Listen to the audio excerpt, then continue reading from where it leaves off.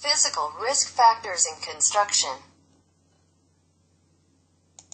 Construction workers are exposed to physical ill health risks from noise, vibration, manual handling, doing repetitive tasks and open-air tasks. One needs to be aware of the significance of the main risk factors behind them. Below are some key points associated to a number of common factors. Who is at risk?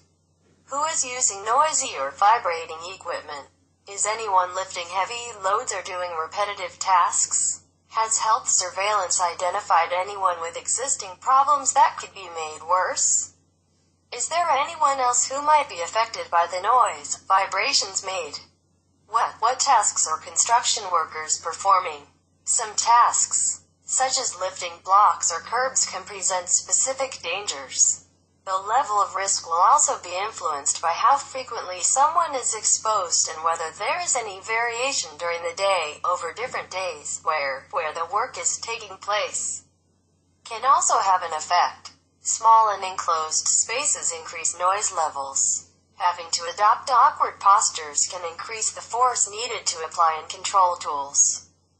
This can increase the vibration levels passing into the user's hand and arm. Similarly, awkward postures place added strain on the body when lifting or carrying. 8. Noise. Many construction tasks, tools and equipment can produce high noise levels. Frequent exposure to these levels causes hearing problems. Workers are at higher risk if they regularly use or work near to power tools like concrete breakers, pokers and compactors, sanders, grinders, disc cutters, hammer drills, chipping hammers, cartridge-operated tools, scalpelers and needle guns. Anyone who operates or works close to heavy plant machines is also at risk.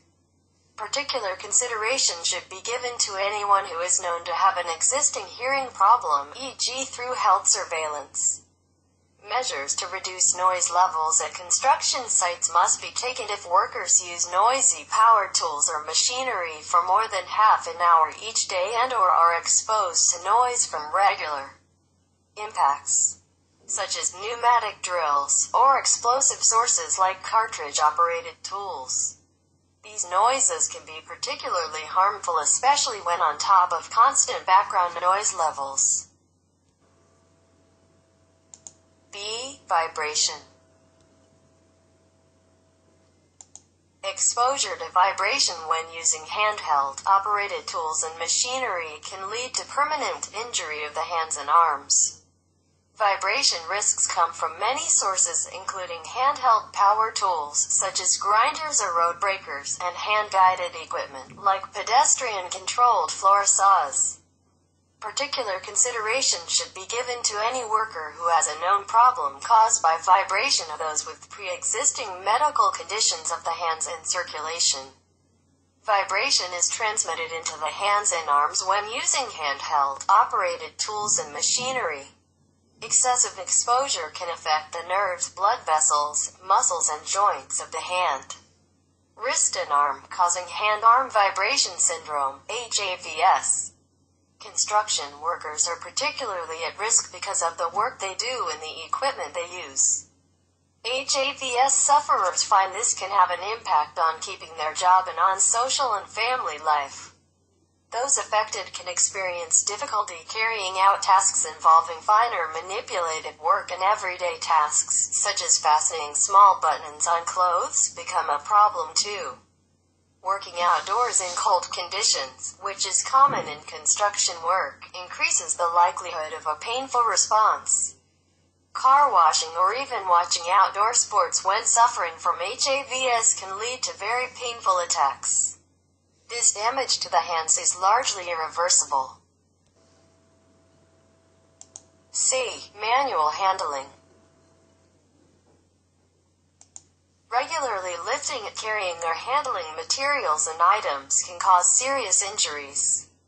These, however, should not be accepted as an inevitable part of construction work. The latter, by its very nature, involves many lifting, carrying and handling activities.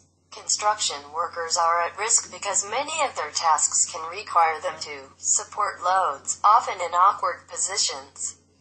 Move heavy materials, carry loads over rough, uneven ground or within buildings. These factors can create excessive stresses and strains on the body. This can cause immediate damage to muscles and tendons such as strains and sprains, but can also lead to longer-term or recurrent problems. These are commonly termed musculoskeletal disorders, MSDs. The term MSD covers any injury, damage or disorder of the joints or other tissues in the upper, lower limbs or the back. Skilled construction and building trades are one of the occupations with the highest estimated prevalence of back injuries and upper limb disorders. Handling is also the most commonly reported cause of over 7-day injuries in the industry. Symptoms may include pain, aching, discomfort, numbness, tingling, and swelling. Workers who suffer from MSDs may have a reduced ability to do tasks, as well as suffering recurrent or long-term pain or discomfort. D. Repetitive work.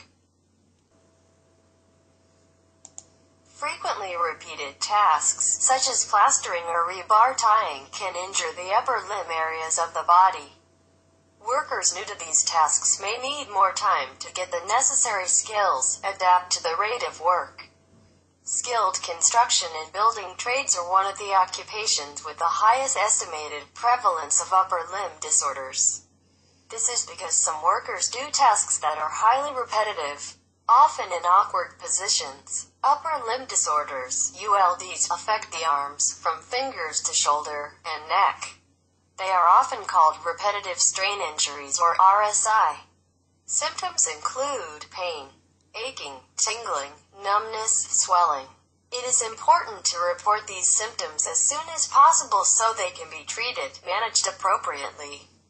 The controls can also be improved to reduce the likelihood of the problem recurring once workers have recovered. E. Open air works. Open air works, even more during hot seasons, can determine a warmth load that the body eliminates by increasing perspiration and heart rate. The higher is the warmth load, the more frequent those happenings can be, becoming so relevant to cause true diseases, as it could be heat stroke or heat fainting.